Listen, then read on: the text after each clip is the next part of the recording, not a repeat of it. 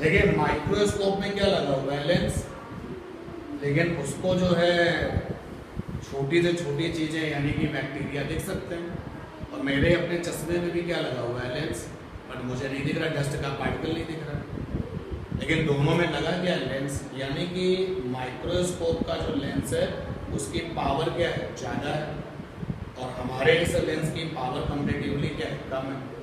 तो आप किसी लेंस की पावर को कम या ज़्यादा कैसे कर सकते हो, कॉम्बिनेशन ऑफ लेंसेज करते हो।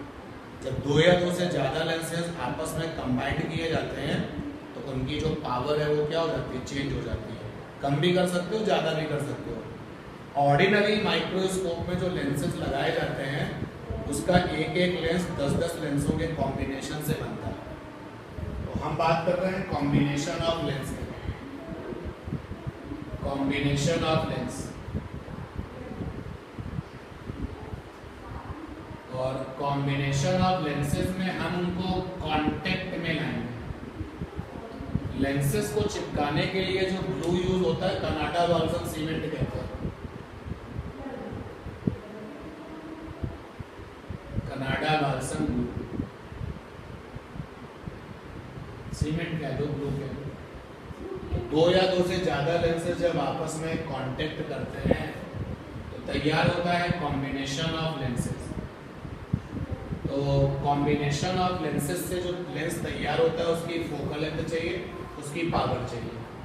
तो ये हमारे पास में एक लेंस है, इसको हमने ए मान लिया, डॉटेड लाइन से बताया कि ये लेंस ए, और इसकी फोकल लेंथ f1, और ये एक लेंस है हमारे पास में b, और इसका फोकल लेंथ f2 है। मैंने वो रिस्क नहीं लिया। अगर मैं लेंस बनाता और कॉन्वेक्स बनाता तो तुम सोचते कि सर ने कॉन्वेक्स क्यों ली है। लेंसेज हैं चाहे जैसे हो, दोनों कॉन्वेक्स कॉन्वेक्स हो, एक कॉन्वेक्स एक कॉन्केव, एक आपका कॉन्वेक्स दूसरा प्लेन कॉन्वेक्स हो, डजंट मैटर, दो लेंसेज हैं और इनके बीच की दूरी ठीक है। अभी डिस्कशन में ये बीच की जो दूरी है वो हम लेके चल रहे हैं, लेकिन जब हम इस बात पर फोकस करेंगे ये तो कांटेक्ट में, तो डी की वैल्यू क्या हो जाएगी, 0 हो जाएगी। और ये इनकी कॉमन प्रिंसिपल एक्सेस हो गई। ये सोच के आगे बढ़ते हैं कि ये वाला लेंस कन्वर्जिंग है और ये वाला भी कन्वर्जिंग है। f1 हमारा प्लस होगा और f2 भी कैसा होगा, प्लस। ये कोई ऑब्जेक्ट है जिसको पूरा का पूरा सिस्टम जो है डील करेगा। तो ऑब्जेक्ट से एनर्जी लाइट चली, सबसे पहले लेंस ए था उस पर गिरी, या एक लाइट प्रिंसिपल के अलॉन्ग दे, जो लाइट प्रिंसिपल एक्सिस के अलॉन्ग चलती है वो सीधे निकल जाती है, कोई प्रॉब्लम नहीं इसको। मान लिया ये लाइट बी है और ये ए, और कन्वर्जिंग नेचर लेंस हम एज्यूम कर रहे हैं, तो ए वाली लाइट कन्वर्ज होगी, ए डैश, बी वाली लाइट भी लेंस से बाहर निकलेगी, बी डैश, यहां जाके मिलते हैं, ये इमेज हो गई आई डैश। अभी हम थोड़ी देर के लिए दूसरे लेंस को भूल चुके हैं, केवल ये सोच रहे हैं कि लेंस केवल कौन सा था, ए वाले। तो ए वाले लेंस के लिए कॉस फार्मूला लगाया, 1/f 1/v 1/u। तो ये फार्मूला तो साइन मांगता है, तो हमने कहा भाई हमने तो कन्वर्जिंग लिया है, तो f की जगह पर f1 प्लस में v की जगह पर v डैश, ये पूरा आपका v डैश होगा। रियली में तो प्लस होगा, और u की जगह पर u, चलो मान लेते हैं ये u है, ये आया 1/f1 is equal to 1/v dash plus का 1/u। इक्वेशन पर पूरा का पूरा केस डील किया ये सोच करके b वाला लेंस नहीं है। अब b वाला लेंस है, इसको भी काउंट करना, तो b वाला लेंस है, ये b वाला लेंस है। देखते हैं b वाले लेंस के करस्पॉन्डिंग, b वाले लेंस के करस्पॉन्डिंग क्या हुआ। b वाले लेंस से अगर आप डिस्कशन करें बी वाला लेंस कहेगा कि उसके ऊपर जो लाइट आके गिरी है उसका नाम क्या है, ए डैश और बी डैश, बोलो। और ए डैश और बी डैश कुछ भी ना करे, कोई ऑप्टिकल फिनोमेना ना करे, कन्वर्जिंग है ना, तो ये जो आई डैश है ये एक्चुअली क्या बनेगा, वर्चुअल ऑब्जेक्ट, वीओ माने virtual object for lens B. B वाले लेंस के लिए क्या बनेगा, वर्चुअल ऑब्जेक्ट है, क्योंकि ऑब्जेक्ट की डेफिनेशन है कि जो लाइट कट करती है, इंटरसेक्ट करती है without optical phenomena, that is called the object. तो ए डैश चली जा रही है सीधे बिना किसी प्रॉब्लम के, तो ए डैश बिना किसी प्रॉब्लम के कब जाएगी, जब बी ना हो, और छोटा वाला B dash small B dash भी चला जा रहा है जब बी ना हो। ये तो वर्चुअल ऑब्जेक्ट है लेकिन बी है, कैपिटल बी लेंस है। अब जब कैपिटल बी लेंस है और ये भी कैसा है, कन्वर्जिंग, तो बी डैश को तो सीधे निकाल ले गए, बी डबल डैश, ए डैश को फर्दर क्या करेगा, कन्वर्ज करेगा, तो ये रहा ए डबल डैश। तो ये लीजिए इमेज बनाई है कैपिटल बी लेंस में। तो अब हम बी वाले लेंस के लिए फंडा लगा देंगे 1/f, तो f की जगह पर f2 प्लस में v for distance of image, तो मान लिया कि ये जो डिस्टेंस ऑफ इमेज है ये v है,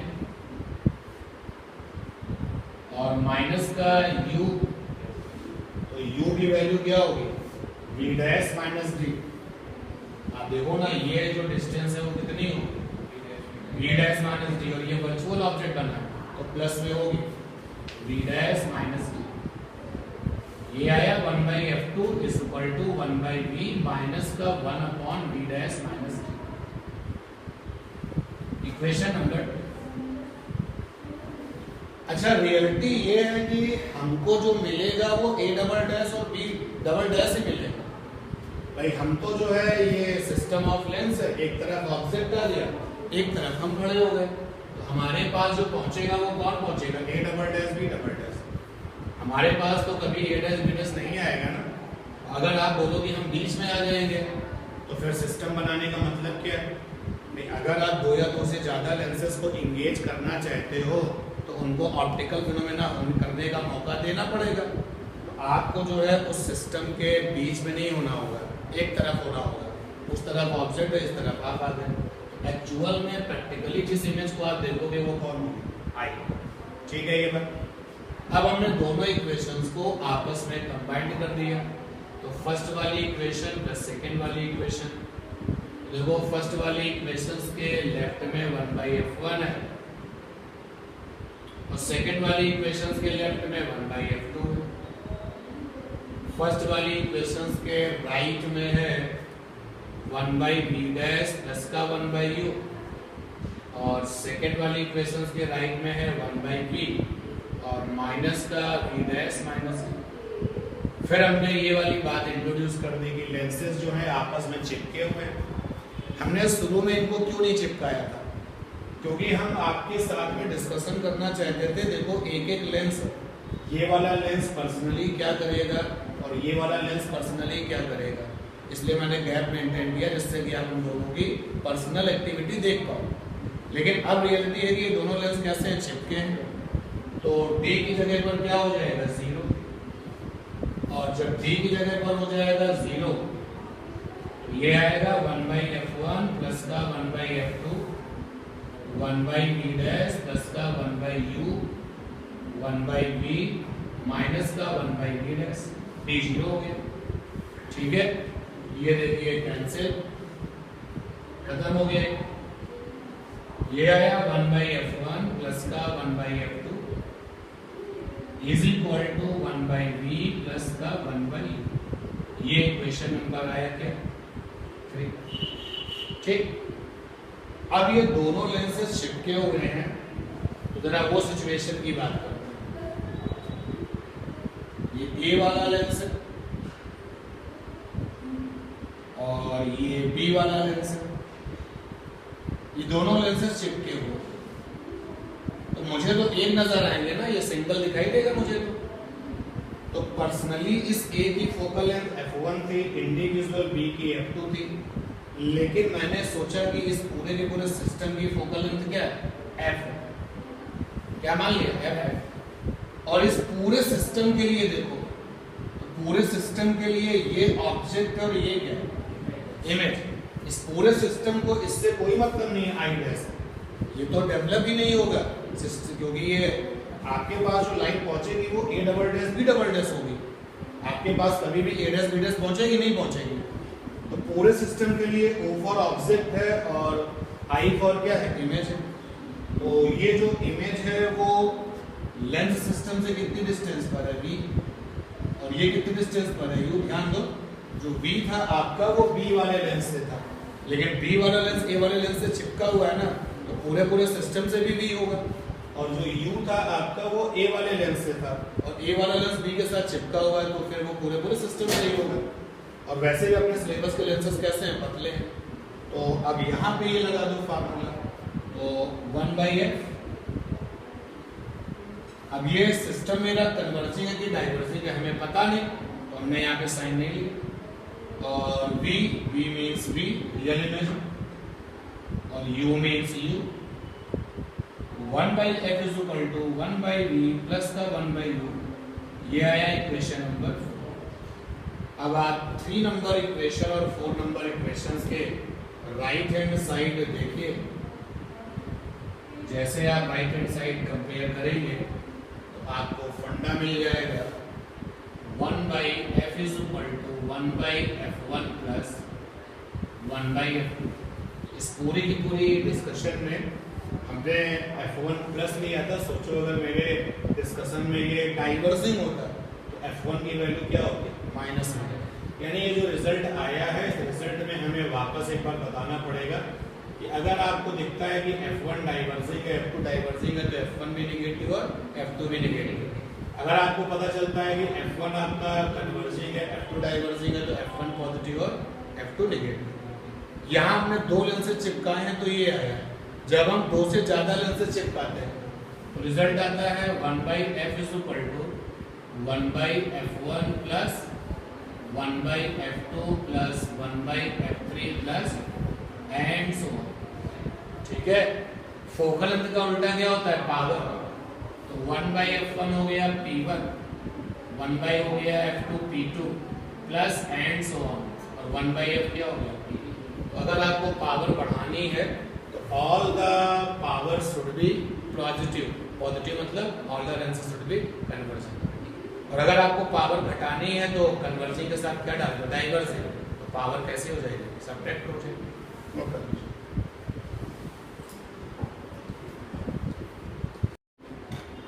तो जब 2 या 2 से ज्यादा लेंसेज आपस में कांटेक्ट करके रखे जाते हैं तो हम उनको कंपाउंड लेंस कहते हैं, हम उनको इक्विवेलेंट लेंस कहते हैं। और ऐसे लेंसेज की जो कंबाइंड पावर होती है, इक्विवेलेंट जो पावर होती है एज वेल एज फोकल है, उसको हम निकाल सकते हैं।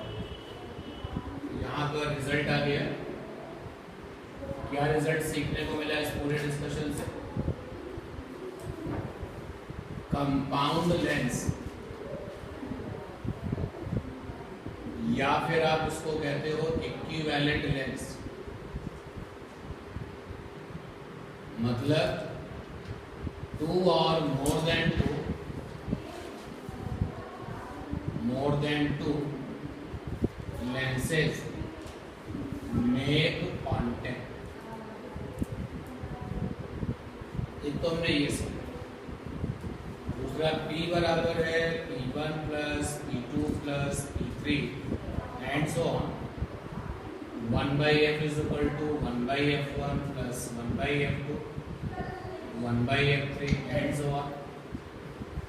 यहाँ पे जो 1 2 दिख रहा है आपको, 1 2 3 dot dot dot, are for component, are for component lenses, जैसे f1 f2 f3 component lenses की फोकल लेंथ है, और p1 p2 p3 component lenses की पावर। और जो f और p है वो कंबाइंड यानी कि इक्विवेलेंट। p यहाँ पर क्या है, power of compound lens, power of compound lens. F क्या है? Focal length of compound lens.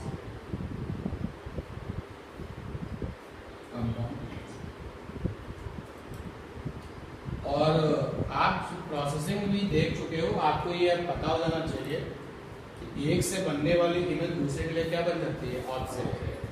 1 by 1 sequence में जब हम लोग देखते हैं कि 2 या 2 से ज़्यादा ऑप्टिकल सरफेसेज अगर होती हैं, जैसे जैसे प्रोसेस आगे बढ़ता है तो एक से जो इमेज बनती है वो दूसरे के लिए ऑब्जेक्ट।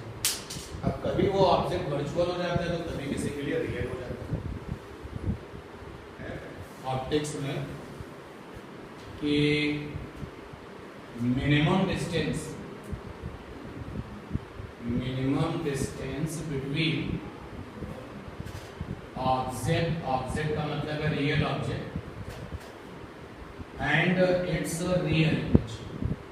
जनरल क्वेश्चन बना दिया। अब ऑप्टिक्स में जो लोग भी रियल इमेज बनाते हैं, क्वेश्चन सबके लिए वैलिड हो गया कि minimum distance between object and it's real image. चलते हैं पहले मिरर के पास। तो कॉनकेव वाला मिरर ये काम करता है, रियल इमेज बनाता है। तो कॉनकेव वाले मिरर के लिए इसका आंसर है 0। कॉनकेव वाले मिरर के लिए फॉर कॉनकेव मिरर।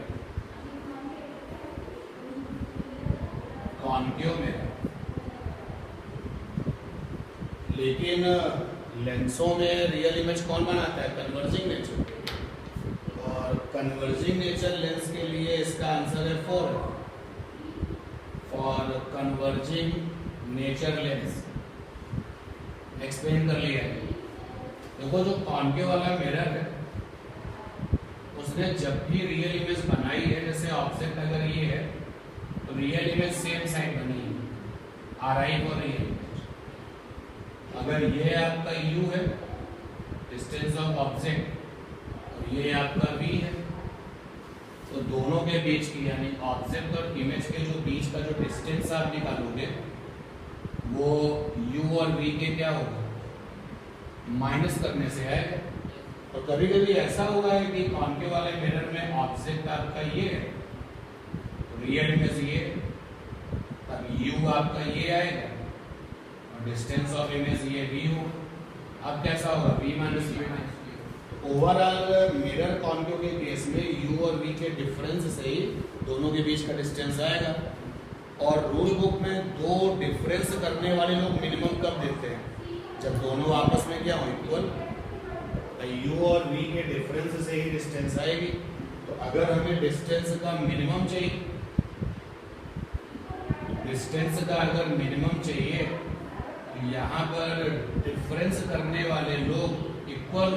और कॉनकेव वाला मिरर में एक केस ऐसा था जब इक्वल थे, जब ऑब्जेक्ट सेंटर ऑफ कर्वेचर पर था तो इमेज भी कहाँ मिला था? Centre of curvature. उस समय U की वैल्यू 2f थी और V की वैल्यू भी क्या थी? 2f। क्या आ जाएगा? 0 आ गया। अब चलते हैं कन्वर्जिंग नेचर लेंस के पास। कन्वर्जिंग नेचर लेंस ने जब कभी भी इमेज बनाई थी रियल वाली, तो हमेशा ऐसे काम किया है कि अगर ऑब्जेक्ट इस तरफ तो रियल इमेज दूसरी तरफ, अगर ऑब्जेक्ट इस तरफ तो रियल इमेज कैसा था? अदर साइड में था। तो ये अगर आपका U है और ये V है, तो ऑब्जेक्ट और रियल इमेज के बीच का जो डिस्टेंस है वो कैसे निकालोगे? तो डिस्टेंस आप निकालोगे U की वैल्यू में और V की वैल्यू में प्लस कर दोगे। फिर से आप आइए, दो लोग प्लस करके मिनिमम दे रहे हैं। अगर दो लोग प्लस करके मिनिमम दे रहे हैं तो ऐसा तो तभी हो सकता है जब दोनों लोग कैसे हों? लीस्ट में इक्वल हो। और फिर लेंसेज की पूरी हिस्ट्री को देख लो। लेंसेज की भी पूरी हिस्ट्री में एक बार ऐसा होता है जब U और V क्या होते हैं? बराबर। वो कौन सा केस है? जब ऑब्जेक्ट आपका 2f पर होता है। 2f मतलब फोकल लेंथ का डबल। ये आपको अपने लेंस के बारे में ये तो पता ही है, सजाने का तरीका। अगर इधर फर्स्ट फोकस है तो उधर कौन है? Second focus. और इसका डबल कर लो तो ये 2 ऑफ फर्स्ट फोकस, इधर क्या हो गया? 2 ऑफ सेकेंड फोकस। और सराउंडिंग में अगर यूनिफॉर्म मीडियम है, जितनी डिस्टेंस पर ये होगा उतनी डिस्टेंस पर ये होगा, सेम इतनी डबल डिस्टेंस पर ये आ जाएगा, उतनी डिस्टेंस पर ये आ जाएगा। जब हम ऑब्जेक्ट को 2f पर रखते हैं। 2f का मतलब हो गया, अगर आप फर्स्ट फोकस के 2f को लेते हो, इमेज कहाँ बनती है, सेकंड फोकस के 2f पर। सराउंडिंग यूनिफॉर्म के केस में सब क्या रहता है, इक्वल। तो u और v की वैल्यू जब इक्वल होगी समेशन के केस में, तभी मिनिमम आएगा। तो पूरी लेंस की फिनोमेना में u और v इक्वल तब होता है जब ऑब्जेक्ट 2f पर हो, तो इमेज भी कहाँ बनती है, 2f। u की वैल्यू भी 2f और v की वैल्यू भी 2f, कितना 4f आ गया। ठीक, नोट कर लें आप इसको।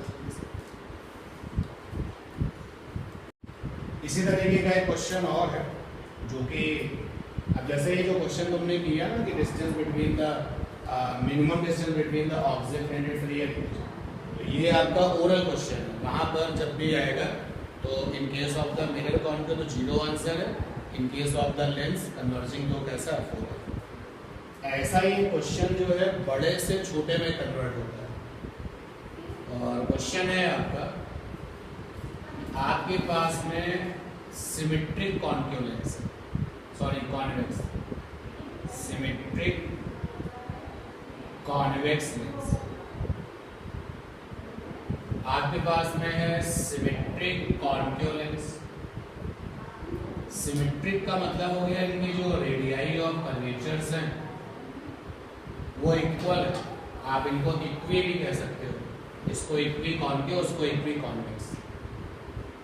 तो किसी एक के लिए बात करते हैं, लेकिन कॉन्सेप्ट दोनों के लिए वैलिड है। तो सिमेट्रिक कॉन्केव लेंस की जो फोकल लेंथ है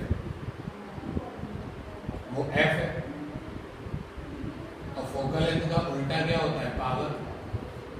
तो पावर यहाँ पर नहीं है। अब हम इस सिमेट्रिक कॉन्केव लेंस को प्रिंसिपल एक्सिस के परपेंडिकुलर दो इक्वल हाफ्स में कट करते हैं। तो प्रिंसिपल एक्सिस के परपेंडिकुलरली दो इक्वल हाफ्स में कट कर दिया।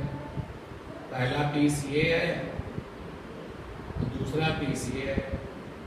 अब इसकी जो फोकल लेंथ है वो 2f होगी एवरी पीस की, और जो पावर है वो हाफ होगी। एक्सप्लेन करते हैं। तो केस नंबर 1 है कि equi convex lens divided in two halves perpendicular to principal axis, ये फॉर प्रिंसिपल एक्सिस। तो अब इन टुकड़ों की जो फोकल लेंथ है वो इनिशियल की डबल हो जाती है।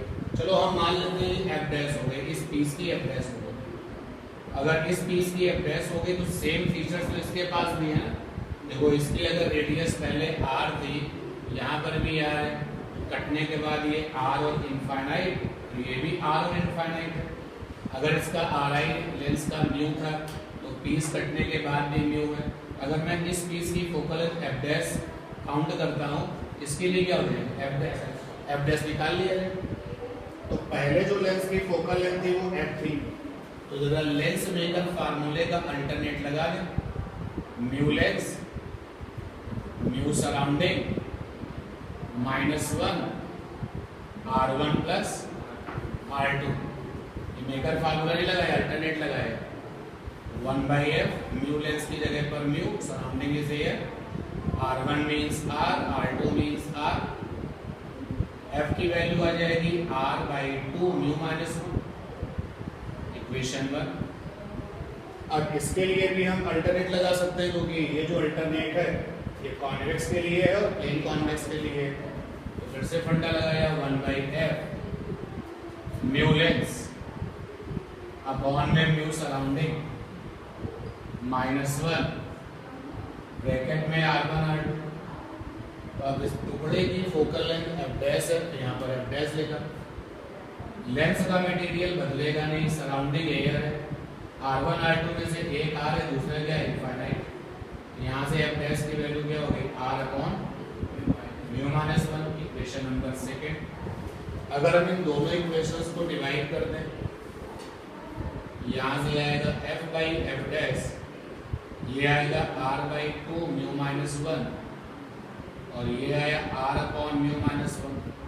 देखो f डैश की वैल्यू कितनी है, आगे 2 है।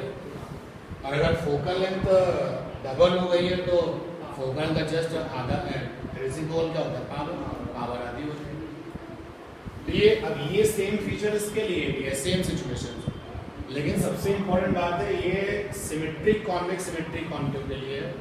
सोचो अगर ये R1 होता और ये R2 होता, इस वाले पीस का R1 इन्फिनिटी, इस वाले पीस का R2 इन्फिनिटी, तो ये फीचर्स वैलिड नहीं है। अगर हम इसको along the principal axis cut कर दें, केस नंबर 2, इक्वी कॉन्वेक्स